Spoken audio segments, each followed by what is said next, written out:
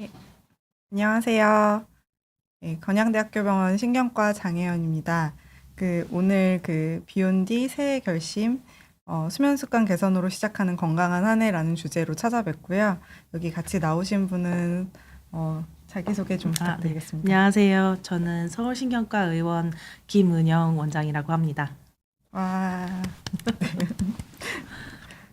네, 저희 이제 오늘 수면 습관에 대해서 말씀드릴 건데요. 말씀드릴 순서는 수면의 중요성, 수면 부족의 영향, 그리고 수면 위생 10개명 실천 방법까지 하고 시간이 되면 Q&A까지 진행을 하겠습니다. 그 이제 수면에 대해서 앞에 좀 기본적인 내용을 둘이 번갈아 가면서 얘기를 드리고 이제 수면 위생에 대해서 말씀드리고 구체적인 뭐 몇 가지 팁 드리고 이런 순서로 진행을 하게 되겠습니다. 나는 수면이라는 건 수면 이제 주변 환경에 대해서 인식의 저하가 생기고 자극에 대한 그런 반응이 가역적으로 생기는 상태를 말합니다. 이게 비가역적으로 생기면은 이제 사망이겠죠. 여기 네, 제가 봤던 어떤 문학 작품에서는 그런 얘기가 나오더라고요. 신이 왜 인간들이 죽음을 슬퍼하지? 우리는 그걸 계속 잠으로 연습을 시켰는데 막 이런 얘기가 나와서 수면학자로서 되게 마음에 와닿았었던 그런 내용이었습니다. 근데 이제 여기 제가 스폰지밥 사진을 넣었는데요. 제가 그러면 잠을 안 자는 동물도 있나 이런 게 궁금해서 한번 찾아봤거든요. 네. 근데 스폰지밥에는 스폰지밥이 늘 수면 루틴을 하는 장면이 되게 자주 나오는데 스폰지가 해면 동물이잖아요. 걔는 잠을 안 잔대요. 잘못된 그쵸. 하지만 미션이네요. 여기는 비키니 시티니까. 그렇죠. 예, 약간 그렇게 문학적 허용으로. 예, 근데 하여튼 제일 대표적으로 잠 안 자는 동물이 해파리하고 이 스폰지라고 그러더라고요. 예. 이따가 수면의 중요성이랑 예. 이제 수면 부족에서 안 좋은 점을 이야기할 건데 어쨌든 수면을 하지 않는 동물들도 있긴 하네요. 그렇습니다.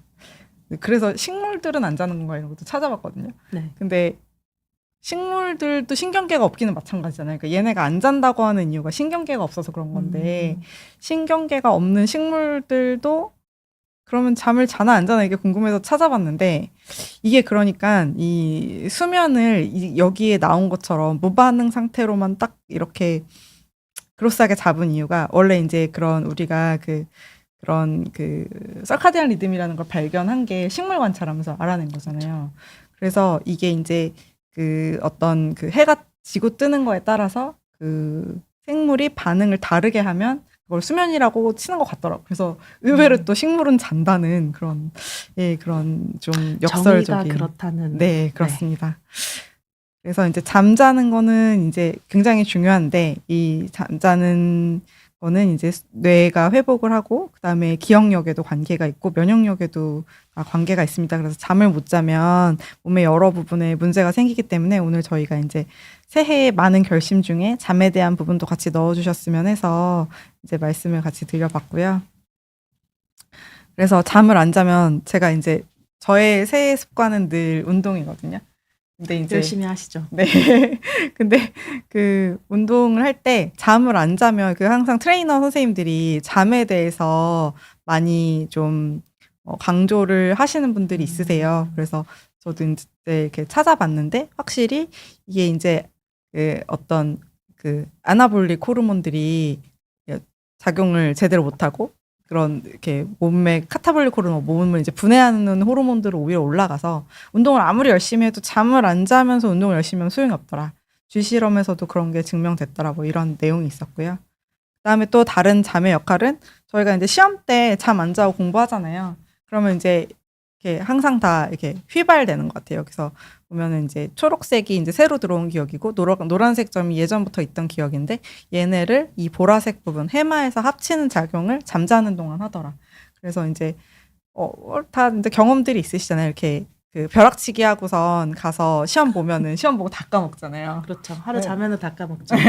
그러니까 그렇게 안 하려면 평소에 공부하고 잠자고 공부하고 잠자고 이런 것들을 규칙적으로 하는 거가 중요하겠습니다. 그리고 또 하나 이제 면역 세포도 잠을 안 자면 이런 그 안 좋은 사이토카인들이 좀 정리가 안 되고 좋은 애들이 회복을 못 하고 이렇게 되면서 면역에도 이제 수면이 많은 영향을 미치고요. 그리고 이제 요게 일반적인 수면 주기인데 여기서 보시면 이제 렘 수면하고 논렘 수면이 있거든요. 요 렘 수면, 논렘 수면 잠깐 김윤영 선생님 한번 설명해 주실 수 있을까요? 갑자기.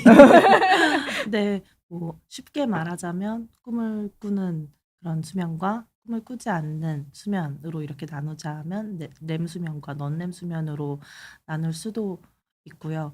렘 수면이 이제 저희가 중요하게 보는 이유는 사실 렘 수면에서 특별히 일어나는 그런 활동들이 있기 때문에 이제 그런 뭐 질병, 질환적인 면으로 저희가 렘 수면을 중요하게 생각하는 부분도 있기도 하죠. 그리고 이제 여러 수면 질환들 중에 이제 렘 수면에서 더 안 좋아지거나 그런 것들이 있기 때문에 그것도 같이 보기도 하고요. 네. 혹시 다른 내용을 더 여기서 이제 말씀하시고 제가 이 싶으셨던 그림을 딱 집어서 가지고 온 이유는 이제 여기서 보시면 이제 3단계 깊은, 그러니까 논렘 수면하고 렘 수면이 있는데, 논렘 수면은 이제 뭐 아주 그냥 딱 그로스하게 표현하면 뇌가 쉬는 잠이거든요. 그래서 1단계, 2단계, 3단계로 쭉 깊어지는 잠이고, 렘 수면은 이 렘 수면에 들어갔을 때 뇌는 깨어 있는 것처럼 되는데 그 뇌와 몸의 연결이 딱 끊어지면서 몸이 확 이제 근육의 힘이 확 빠지면서 몸이 쉬는 잠, 이렇게 이해를 할 수 있거든요. 그리고 이 그 논렘 수면 요 3단계 때 이제 많은 일들이 일어나는데 요게 수면의 앞부분에는 길게 되고 뒤로 갈수록 짧아지면서 렘 수면은 뒤로 갈수록 길어지는 이런 어떤 정상적인 사이클이 있습니다. 그래서 요 사이클들을 잘 지킬 수 있게 하는 이제 뒤에 여러 가지 팁들을 드릴 건데 그거 설명을 드리려면 요 어떤 수면의 구조를 좀 아시는 게 필요할 것 같아서 저희가 슬라이드를 넣어봤어요. 그래서 잠을 못 자면 뭐 인지 기능 저하, 면역력 저하, 그다음에 뭐 예방 접종 효과도 떨어지고 심혈관 질환 위험, 뭐 당뇨, 비만 위험 이런 것들이 다 올라갑니다. 그래서 이런 부분을 하나하나 짚어서 말씀을 또 드리겠습니다. 그래서 이제 이제 수면을 취하면 앞에서 말씀드린 여러 가지 이런 그 좋은 일들이 몸에 많이 일어나거든요. 그래서 이게 근데 이제 그럴 것 같잖아요. 되게 그럴 듯 하잖아요. 정말 사람들이 다 잠을 못 자고 나면 그 다음날 몸에 안 좋은 거를 다 느끼니까. 그래서 하지만 이제 어떤 그런 근거들이 있나 이런 거를 조금 찾아봤는데요. 이제 일단은 성장 호르몬이 나오는 시간이 몸에서는 약간 거의 정해져 있습니다. 그래서 규칙적으로 자고 깼을 때 이런 수면 성장 호르몬이 확 올라가는 것들이 더 잘 보이고요. 또 이런 뭐 그런 장세포, 조혈모 세포, 그다음에 뭐 리보솜 같은 이런 것들이 이런 수면의 주기에 따라서 다르게 회복이 됩니다. 그래서 낮 시간에 회복을 좀 더 잘하는 애들, 밤 시간에 회복을 잘하는 애들이 정해져 있고, 그런 밤 시간에 회복을 잘하는 것들이 더 많아서 요런 자고 깨는 리듬이 흐트러지면 얘네가 재생하는 것도 이제 영향을 다 받는 거죠. 그리고 요거는 이제 그 세포 회복인데요. 이런 어떤 이렇게 잠을 못 자게 되면 산화 스트레스나 이런 거에 취약해지고 이런 것들이 있어서 세포 회복하는데도 영향이 있고요. 이거는 제가 이번에 이제 사실 이제 이거 이렇게 비욘디를 위해서 이렇게 따로 좀 찾아보면서 알게 된 건데 이 DNA 복구하는 것도 이제 잠을 잘 자냐 못 자냐에 따라서 달라져요. 여기 보시면 쥐를 이제 여기 이렇게 군을 나눠 갖고 잠을 잘 잔 애들, 그다음에 막 이렇게 안 재우고 굴린 애들하고 해보면 이 DNA가 깨진 것들이 잘 못 잔 애들에서 더 많이 발견이 되는 거죠. 그래서 그렇죠. 네, 그래서 DNA 복구도 잠을 잘 자야지 잘 일어난다. 그러니까 이게 제대로 안 되면 노화도 더 빨리 오고 그렇게 되는 거겠죠.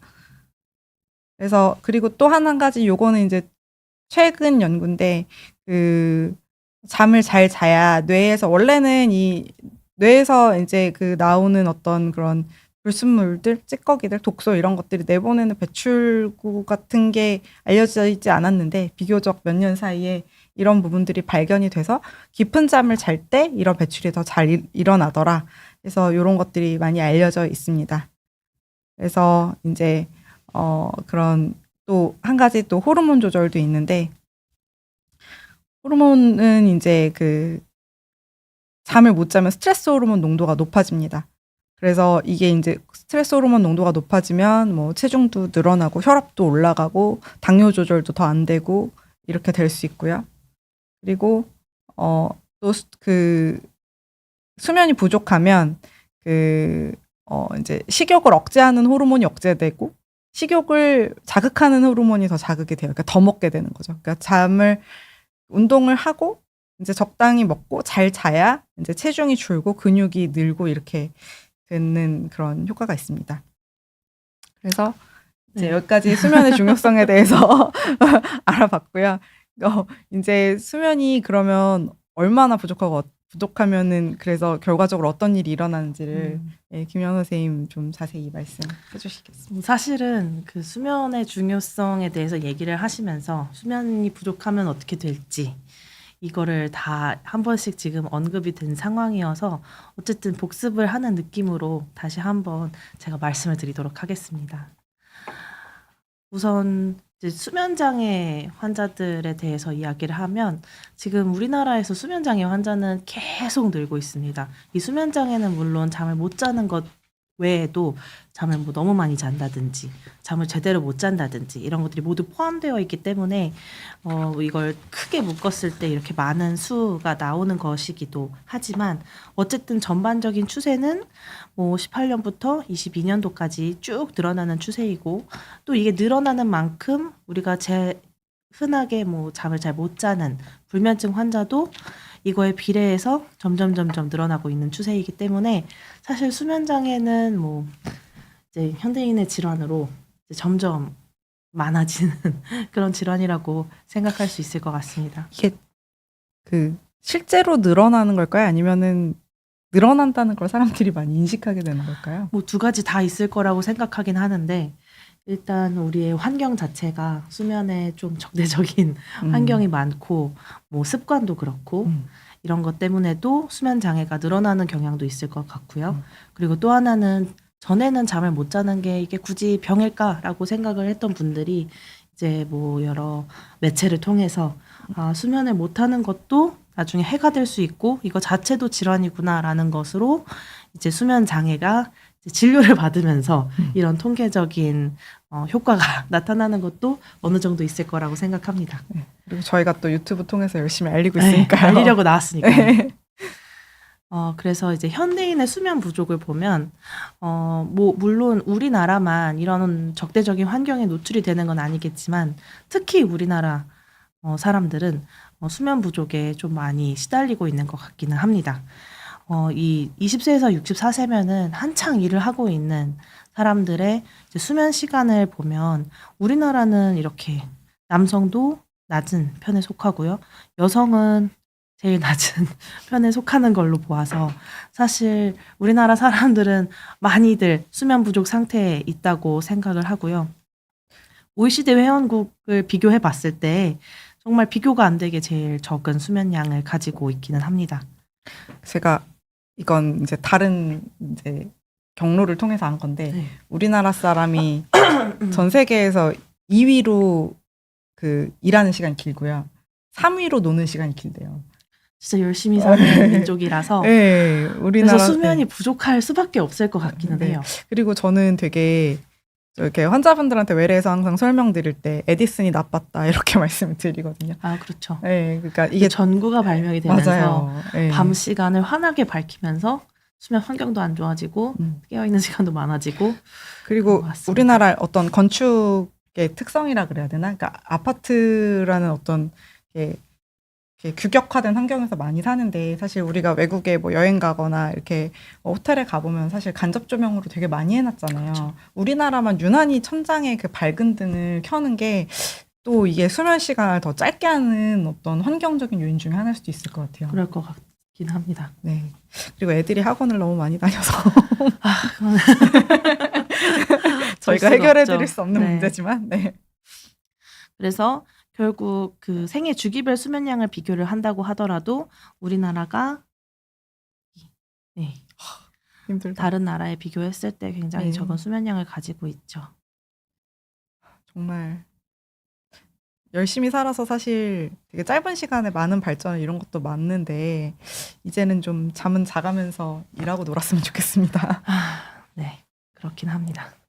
이게 이제 스마트폰과 블루라이트에도 많이 영향을 받는다고 하는데 이 스마트폰 사용과 블루라이트가 직접적으로 몸에 어떤 영향을 주는지 보면 크게는 이제 이 세 가지를 가지고 된 연구들이 제일 많고 뭐 멜라토닌과 도파민과 그 코티솔, 스트레스 호르몬 아까 교수님께서 말씀해 주신 것 그리고 뭐 신부체온 이런 것들을 모두 비교를 했을 때 스마트폰을 사용한 군 특히 이제 스마트폰에서 그리고 이런 발광 기기에서 나오는 블루라이트들이 이런 멜라토닌 분비량이나 스트레스 호르몬의 분비 그리고 이제 체온 어쨌든 잘 때 체온은 조금 낮아져야 그렇죠. 되는데 이거를 잘 하는데 방해를 많이 준다는 이야기들이 있어서 이런 것들이 다 영향을 줄 거라고 생각을 합니다. 그래서 수면이 부족하게 되면 이제 단기적과 그리고 장기적으로 어떤 영향을 줄 수 있는지 한번 보도록 하면요. 일단 뭐 첫 번째는 당연히 단기적으로 어제 못 잤으면 오늘 졸립죠. 그래서 과도한 졸음이 오고 졸음이 오면 이런 집중력도 떨어지고 기억력도 많이 떨어지게 됩니다. 그래서 뭐 공부를 한다거나 집중을 해서 뭘 한다거나 뭐 어떤 정보가 들어왔을 때 이거를 처리하는 이런 것들이 모두 다 좀 능력이 떨어지게 되고요. 판단력이 떨어지기 때문에 뭐 어떤 문제가 생겼을 때 이거에 대처하는 것도 느려지기 때문에 이런 졸음 때문에 생기는 사고도 있지만 이 졸음 이전에 이런 판단 능력이 떨어져서도 사고 위험성이 증가하는 걸로 생각을 합니다.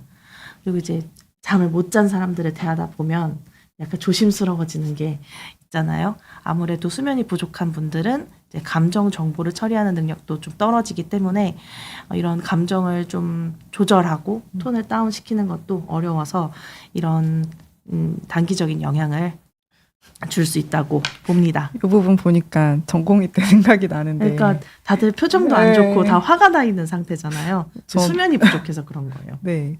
그때는 막 이제 잠을 못 자니까 제가 누가 이제 아랫연차가 관찰한 결과를 저한테 알려줬는데 제가 책상한테 화를 내고 있더래요. 왜 거기 있어? 이러면서 왜 그러셨어요? 잠을 못 자면 그렇게 됩니다. 네. 잠을 잘 자야죠. 음. 그리고 또 하나는 이제 면역력이 많이 떨어지게 됩니다. 그래서 면역 세포의 활동도 억제되고 염증 반응이 증가하게 되니까 많이 아프죠. 감기도 잘 걸리고 특히나 뭐 요즘 같이 코로나, 뭐 독감 이렇게 창궐할 때에는 잠을 잘 자야 건강을 잘 유지할 수가 있습니다. 그리고 이제 장기적 영향을 보면 비만 위험이 올라갑니다. 아까 말씀하신 것처럼 식욕을 통제하는 호르몬들이 영향을 받는데 이런 그렐린 올라가고 렙틴 떨어지고 이러면서 이런 식욕도 문제지만 제 생각에는 약간 그 갈구하는 음식의 종류도 약간 영향을 받는 것 같기는 해요. 뭔가 어떤- 스트레스가 네. 있고 잠을 못 잤을 때 아, 조금 더 이런 자극적인 자극적이고 음식. 이런 음식을 갈구하다 보니까 비만 위험도 같이 음. 올라가고 인슐린 저항성이 떨어지기 때문에 이런 비만 위험이 올라가는 것뿐만 아니라 당뇨병도 잘 생기게 되죠. 그래서 잠을 잘 못 자는 분들이 당뇨병의 위험성이 올라가는 거는 뭐 사실 이미 많이 알고 있는 부분이죠. 그래서 당뇨가 이미 있는 분들이 잠을 못 자면 혈당 조절이 더 잘 안 되기 때문에 이런 부분도 생각을 해야 됩니다. 너무 슬프지 않아요? 수면 시간과 비만의 상관관계? 이게 비만하고 그다음에 수면하고 뭐 또 이렇게 식사하는 거 네. 또 약간 자기 어떤 뭐 이렇게 왜 치매 환자들 보면 호더링이라 그래서 물건 막 모으고 그렇죠. 쌓아놓는 거 생기잖아요. 그런 어떤 주변을 정리하는 거, 그다음에 그 우울감, 요게 네. 요렇게 한 세트로 다 뭐가 이렇게 하나만 딱 잘못된 게 아니라 이렇게 세트로 다 잘못돼 있는 경우가 많은 것 같아요. 네. 그리고 또 비만 또 자체가 OSA가 그 수면 무호흡을 만들면서 수면 해질을 또 떨어뜨리고 그러면서 이렇게 악순환의 고리로 들어갈 수 있는 그런 위험이 있는 것 같습니다. 슬픈 일입니다. 그리고 다음으로 보면 비만의 위험이 올라가고 당뇨병이 올라가면 이제 심혈관 질환의 위험도도 올라가게 되고 당연히 혈압도 올라가게 되고 심장병의 위험도 올라가게 되고 뭐 혈관 건강이 악화되고 이건 뭐 다 같은 맥락이기는 하죠. 그래서 이런 여러 가지 수면 질환들이 다 심혈관 질환 사망에 대한 영향을 어느 정도 다 보이고 있는 걸로 알 수 있습니다. 일단 잠을 못 자면 아까 그 호르몬 부분에서 말씀드렸듯이 코티솔이 올라가니까 그렇죠.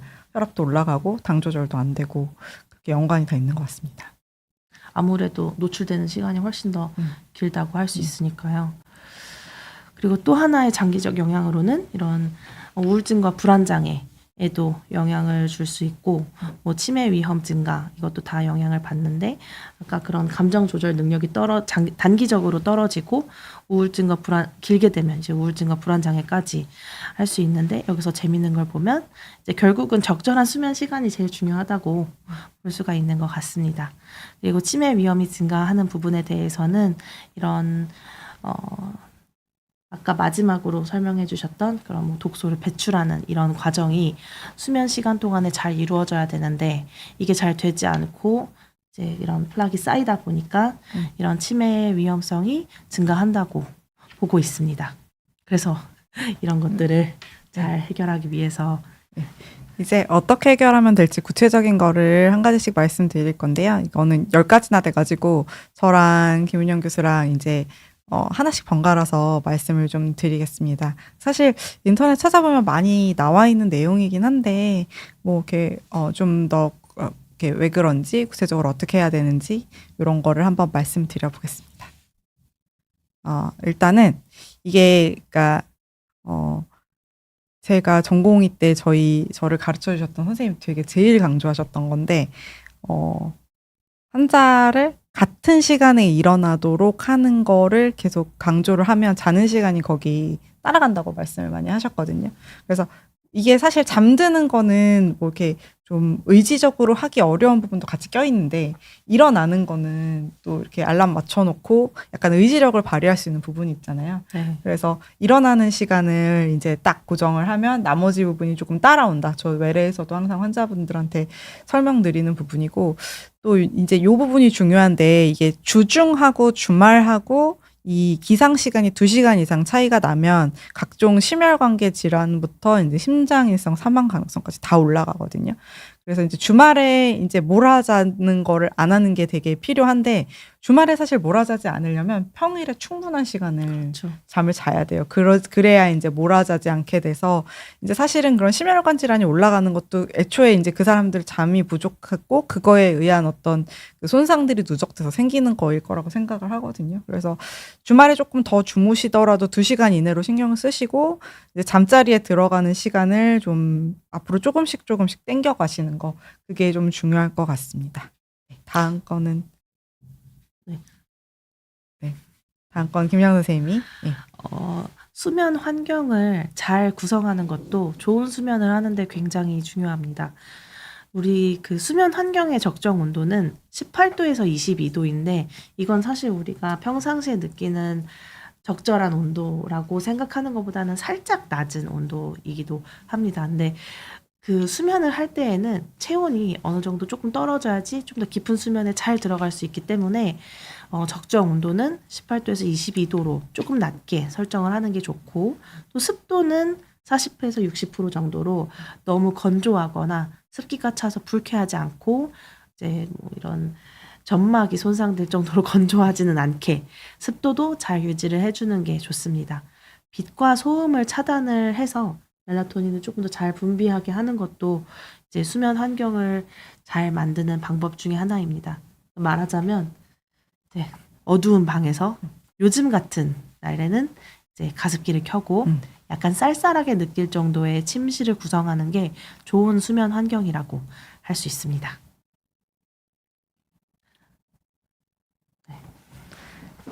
다음 거 해볼게요. 아까도 이제 김연 선생님 말씀해 주셨는데, 블루라이트가 되게 이제 요새 많이 이제 알려졌잖아요. 그래서 400나노? 그래서 500나노미터 정도의 짧은 파장인데, 얘가 이제 이게 우리가 아는 삼원색은 이제 그 빛의 삼원색하고 그냥 색깔의 삼원색이 다르잖아요. 근데 이제 빛의 삼원색 중에서 제일 파장이 짧은 게 파란색이거든요. 네. 네, 근데 이제 이게 물감은 색깔을 다 섞으면 까맣게 되지만 빛은 모든 색깔을 다 섞으면 하얗게 되잖아요. 그래서 우리가 지금 아까 말씀드린 그런 형광등 이런 게 안 좋다고 말씀을 드린 이유가 이 흰색, 이 밝은 이 빛을 비추게 하려면 그 짧은 파장에 사실 청색광이 어느 정도는 다 섞여 있고, 그다음에 특히 뭐 스마트폰, 그다음에 컴퓨터, TV에서도 다 청색광이 나오는데 그 중에 사실 제일 잠에 치명적으로 안 좋은 건 사실은 휴대폰이거든요. 그렇죠. 네. 침대에 가져가기도 쉽고 눈에 가깝게 그쵸. 가져가기 때문에 훨씬 더 안 좋은 것 같습니다. 네. 그래서 이제 이런 요새는 또 스마트폰에 설정이 다 있잖아요. 블루라이트 차단하는 것도 있고 필름들도 있고 해서 그런 부분을 좀 적극적으로 활용하시는 게 좋고, 사실 제일 좋은 건 잠자기 한 2시간 전부터는 이런 빛도 좀 어둡게 하고 TV나 이런 화면 붙은 거를 좀 안 보시도록 저희는 항상 설명을 드리고 있습니다. 그리고 이제 이게 블루라이트가 좀 더 안 좋은 게 얘가 또 수면 시간을 뒤로 밀어버려요. 그래서 이제 원래 청소년기에는 안 그래도 그 호르몬 변화 때문에 잠 시간이 뒤로 미루는데 엄마들 다 아시겠지만 애가 저녁 늦게 핸드폰 보고 있으면 속 터지잖아요. 네. 네. 그게 이제 사실은 다 정당한 속 터짐이거든요. 이렇게 되면 점점 수면 시간이 뒤로 밀려갖고 네. 아예 낮밤이 뒤집어져서 막 학교 못 가고 이렇게 해서 외래로 찾아오시는 분들도 있으니까 저녁 시간에는 이제 좀 불을 어둡게 하시고 화면 붙은 거는 안 보는 뭔가 그런 방법들을 쓰셔야 되는데 또 그 뒷부분에서 또 자세히 한번 설명드리겠습니다. 네, 다음 건 또 김은영 선생님. 이제 카페인, 알코올, 니코틴 이걸 우리가 좋아하는 것들을 섭취를 제한하는 것도 굉장히 중요합니다. 이 카페인, 알코올, 니코틴은 모두 중추신경계에 각성하는 효과를 가지기 때문에 수면 시간에 근접하게 섭취를 하면 할수록 안 좋고요. 반감기가 이게 몸에서 빠져나가는 시간을 고려해서 마지막으로 섭취를 하는 게 굉장히 중요합니다. 그래서 우리가 보통 말할 때는 카페인은 수면 6시간에서 10시간 전까지 먹고 그 이후에는 안 먹는 게 좋다라고 이야기를 하고요.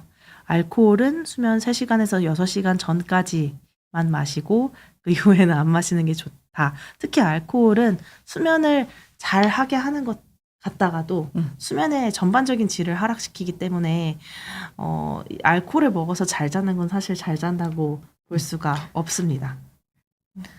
자다 자꾸 저는 술 먹으면 목이 말라서 그 중간에 계속 저는 사실 그런 게 없어도 저는 사실 숙취도 별로 없는 편인데도 확실히 술 먹고 자면 자다 중간에 100% 깨요. 네. 네, 수면의 질이 안 좋으니까 이제 뒷부분을 방해를 그렇죠. 하니까. 예. 니코틴도 저는 사실 수면가가 아니라서 잘 모르지만 그 니코틴을 몸에 들어가게 하고 그 다음에 이제 약간의 각성 효과가 있어서 이것도 수면을 하기 1-2시간 전까지만 섭취를 하고 그 이후에는 안 하는 게 좋다고 하더라고요. 나라에서 이렇게 중독성 강한 물질을 허가해 준 이유는 이게 각성제이기 때문이잖아요.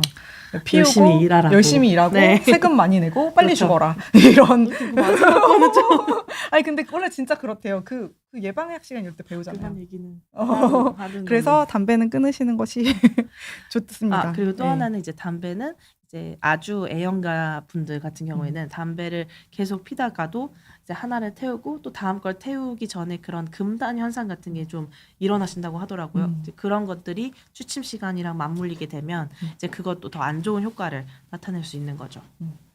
김윤 선생님은 카페인 감수성이 좀 있으세요?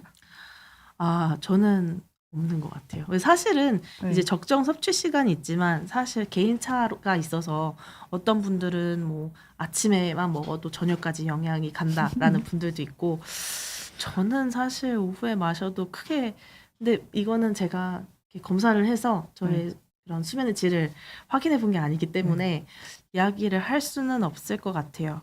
근데 알려져 있기로는 본인이 잘 잔다고 생각하는 사람도 이제 카페인 섭취하고 PSG를 해보면은 그 슬립 스트럭처가 다 깨지는 게 관찰이 되니까 그러니까 꼭 못 주무시는 분, 그러니까 막 불면증이 있는 분이 아니어도 좀 오후에는 안 드시는 게 건강을 위해서는 더 좋지 않을까. 왜냐하면 카페인이 뭐 잠만 못 자는 게 아니라 뭐 혈압도 올리고 다 그런 그 또 아까 효과들이 있기 때문에. 질문 중에 네. 그런 카페인 에너지 드링크 네. 이야기가 있었던 것 같은데 네. 이제 잠깐 원래 Q&A는 이따가 하기로 했지만 네네.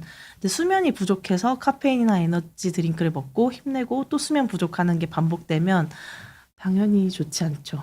네. 이건 뭐 몇 배를 설명할 수는 없지만 네. 일반적인 수면 부족보다 확실히 장기적으로 봤을 때는 네. 좋지 않고 우리가 아까 봤던 그런 수면 부족으로 인해서 생길 수 있는 그런 문제들이 이런 카페인의 그 각성, 막 코티솔 이런 것들 효과가 같이 얹어지는 거기 때문에 많이 안 좋다고 생각합니다.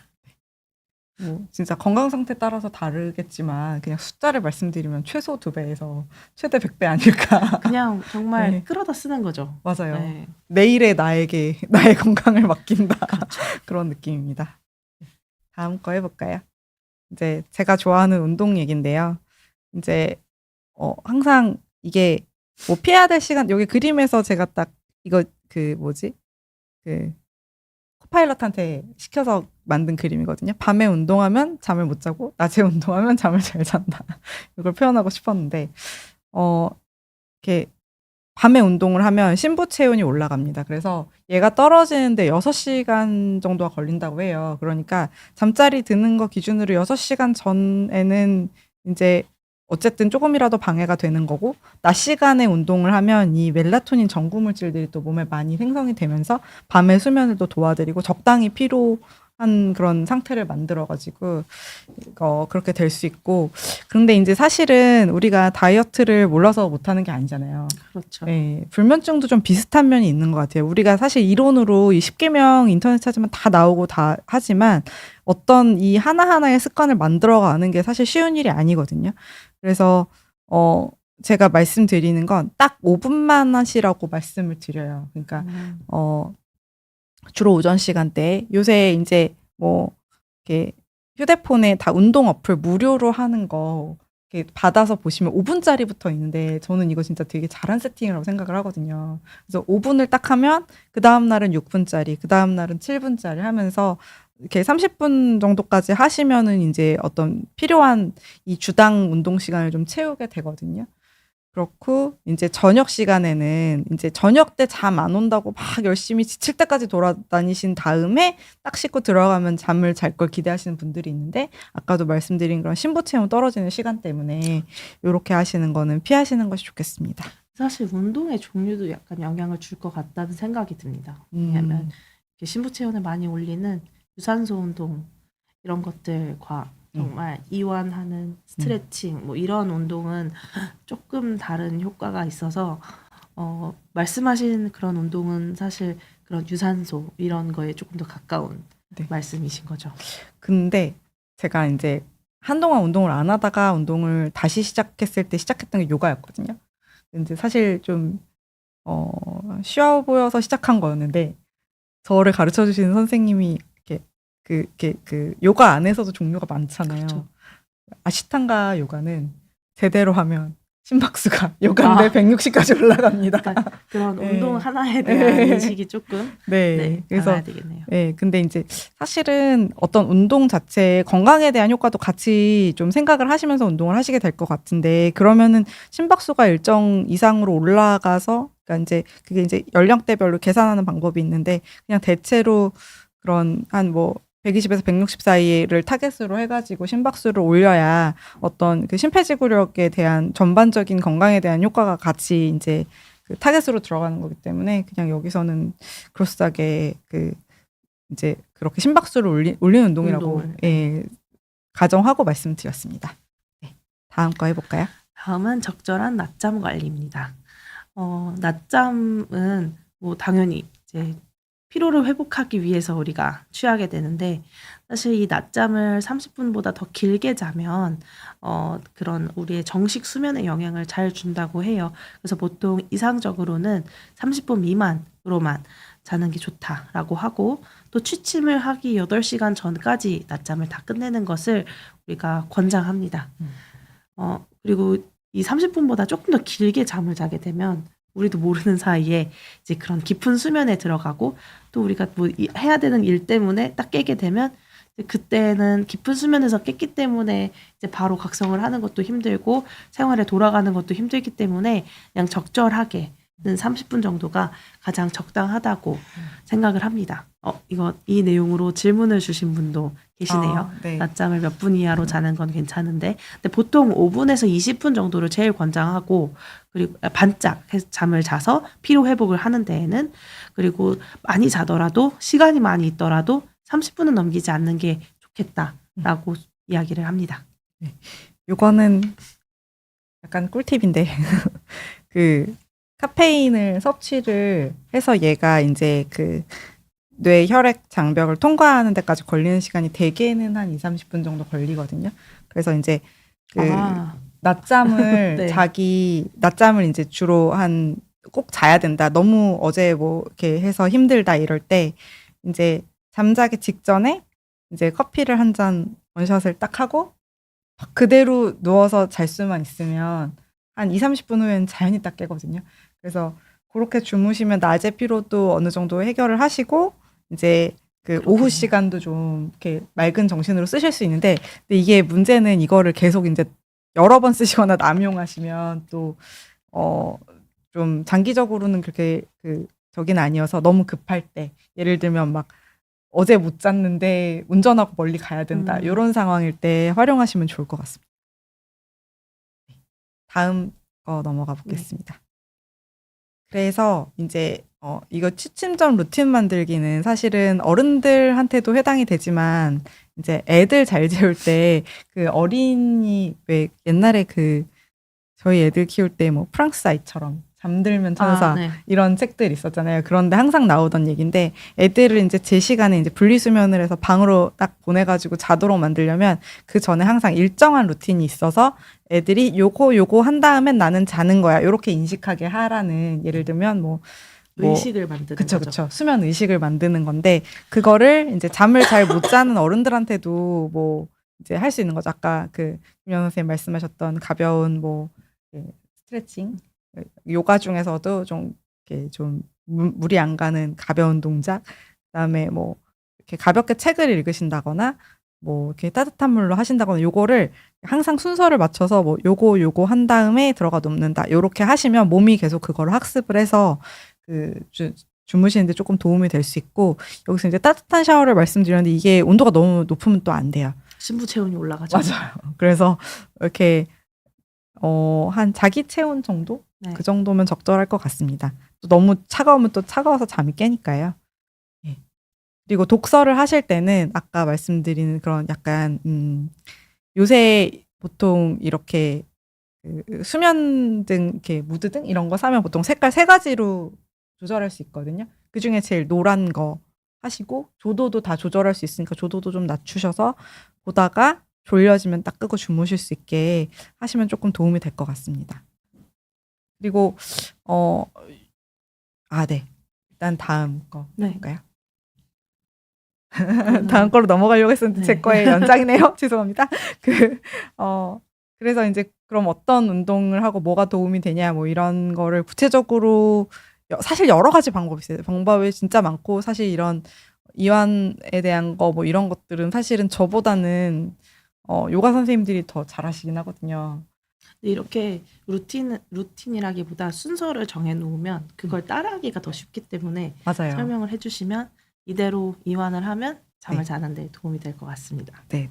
그래서 이제 하나만 딱, 제가 사실 잠 안 올 때 하는 게 사실 4-7-8 호흡법에 가깝거든요. 그래서 4초간 들이쉬고 7초간 참은 다음에 8초간 천천히 내쉬는 걸 한 4-5번 하다 보면 인제 잠이 드는데, 이거를 막 1, 2, 3, 4 하면서 머릿속으로 진짜 실제로 숫자를 세고 있으면 양 세는 거 아무리 막 100마리 세 봐야 잠 안 오듯이 이게 어떤 각성되는 부분이 작동을 하는 것 같아요. 그래서 이렇게 약간 평소에 그러니까 연습을 하셔서 몸에 익혀 놓으시고, 잠잘 때는 그거를 꼭 숫자를 세지 않아도 몸에 익어서 하실 수 있도록 연습을 해 놓으시면 좀 더 도움이 되는 방법이 될 것 같습니다. 그리고 인제 진짜 다음으로 넘어가겠습니다. 그리고 그 다음으로는 이제 침실의 용도를 잘 지키는 것입니다. 침실은 수면을 하는 공간으로 남겨두셔야 돼요. 그래서 업무 공간이나 뭐 활동 공간이나 식사 공간이나 이런 것들을 모두 다른 분리된 공간에서 시행을 하셔야지 이 공간이 분리되면서 내가 이곳에 가면 자는 곳 해서 훈련이 되면 조금 더 침실에서 잠이 잘 오고 편안하게 수면을 하실 수 있습니다. 제가 요새 그 이렇게 혼자서 밥 먹는 일이 많아가지고 침대에서 드시면 안 돼요. 아니야 그 얘기 아니고 그 이렇게 뭘 보면서 먹거든요. 네. 뭘 요새 보는 게 신박한 정리라고 네. 그거 되게 보는데 거기서도 항상 그 정리 선생님이 나오셔서 항상 어떤 공간에 대해서 말씀을 하실 때 그런 얘기를 많이 하시더라고요. 그러니까는 각 공간에 이렇게 역할들이 있어서 네. 그거를 부여를 해주고 그걸 정의를 해야 정리도 더 잘 되고 그러니까 이런 수면이나 식사나 이런 부분들도 다 관리가 돼서 이렇게 어떤 공간의 용도를 주고 그거를 하는 거는 이렇게 어른들한테도 좋고 또 아기들 교육에도 좋고 그렇죠. 여러 가지로 다 좋은 것 같아요. 네. 그리고 식사 시간 관리 말씀드릴게요. 이거는 앞에서도 많이 말씀드렸는데, 일단은 이게 그 어떤 분이 되게 비유를 찰지게 해주셨는데, 자기 전에 밥을 먹고 잠자리에 드는 건 약간 그런 거랑 비슷한 것 같아요. 그러니까 그게 왜 안 된다는 얘기를 누가 길게 설명을 해놨는데, 어떤 분이 답글로 그렇게 주셨더라고요. 내가 카페 알바를 해봤는데, 아무것도 안 하고 손님이 아무것도 안 시키고 그냥 거기만 앉아만 있는데도 나는 짜증이 나더라.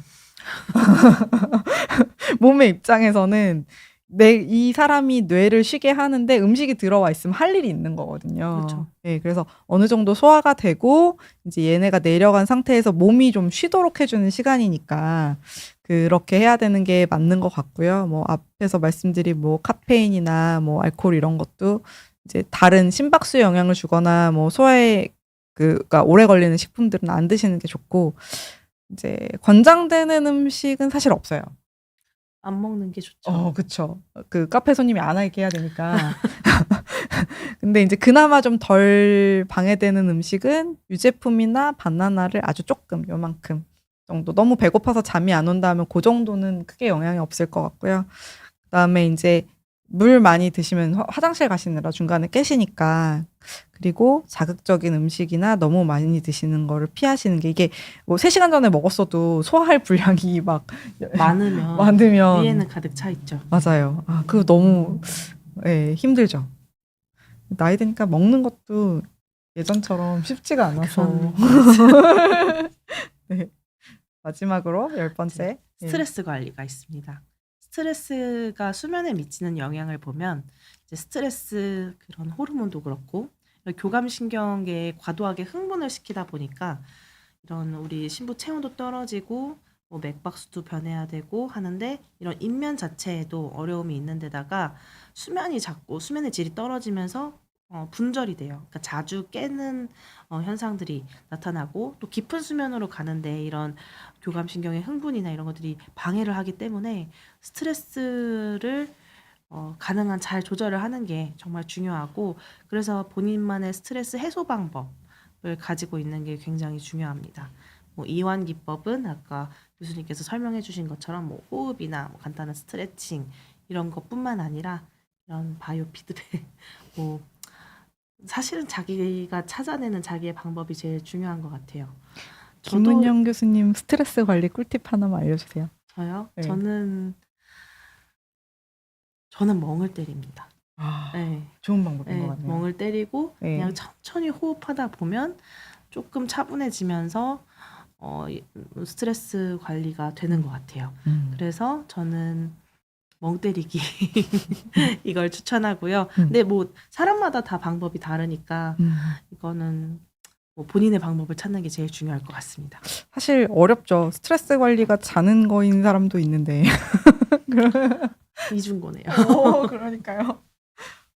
그래서 이 10가지 10계명이 있었습니다.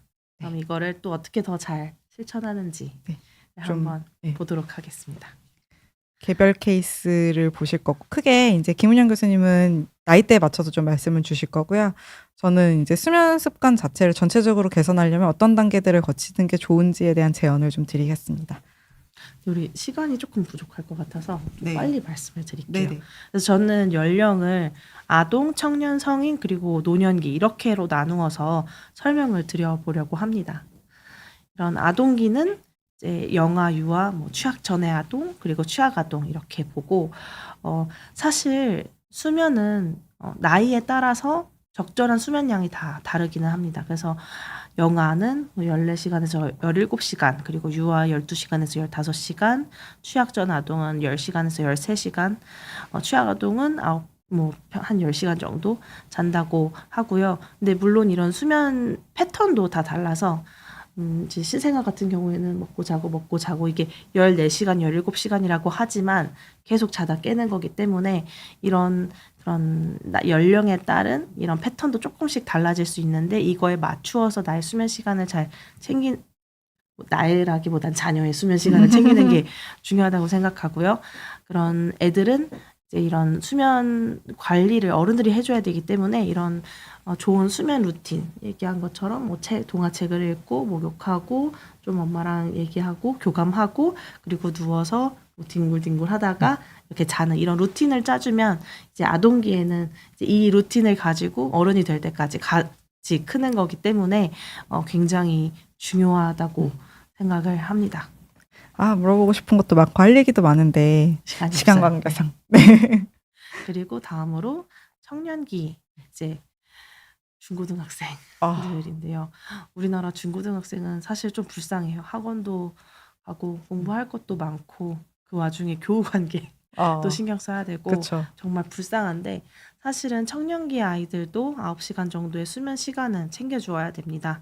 근데 이 수면 시간을 챙기는 게 사실은 되게 어렵기는 하죠. 근데 장기적으로 보면 공부를 하는 데에도 적절한 수면 시간을 챙기는 게 도움이 되기 때문에 이거는 해줘야 된다고 생각을 하고요. 요새 사실 학습을 다 스마트폰, 패드 이런 걸로 하기 때문에 이런 걸 사용 제한을 하는 게 어렵기는 하지만 이제 침대까지 핸드폰을 가져가게 되면 너무 수면에 방해가 많이 되기 때문에 이런 것들은 어른들이 사용 제한을 해주는 게 맞다고 생각합니다. 그리고 이런 학업에 대한 스트레스 같은 것도 평상시에 잘 관리를 하는 게 중요할 것 같고요. 어릴 때, 아동기 때 가지고 왔던 그런 건강한 수면 루틴, 의식, 패턴을 계속 가지고 와서 규칙적인 그런 수면을 계속 유지를 하는 게 이제 나중에 쭉 살아가는 데에 조금 더 도움이 된다고 생각을 합니다. 네. 그리고 이제 성인기, 그러니까 일을 제일 많이 하는 나이를 보도록 하면 이제 성인기에도 적절한 수면 시간 7시간 정도를 챙기는 게 중요한데 사실 한국인에서 7시간 주무시는 분은 거의 없는 것 같아요. 네. 그래도 그렇게 하도록 노력은 해야 될 것 같고요.